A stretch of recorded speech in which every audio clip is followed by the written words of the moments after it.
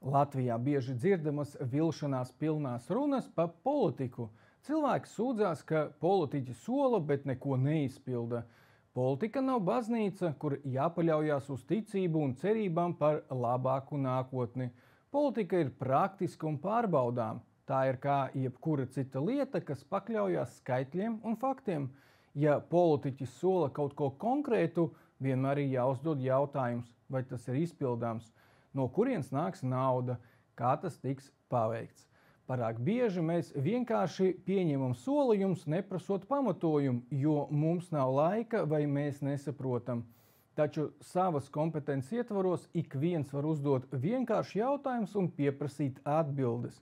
Ja politiķis tikai atkārto nauda būs, tad ir skaidrs signāls, ka solījums nav pamatots. Tādā gadījumā nevis politiķis ir jūs pievīlis, bet gan jūs paši izvēlējāties ticēt tam, kas acīm redzami nav reāli.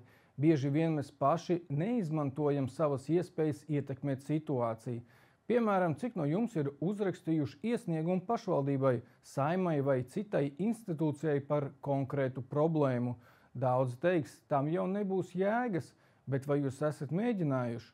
Piemēram, izejiet no mājas un jūsu iela nav notīrīta no sniega. Uzrakstiet iesniegumu pašvaldībai.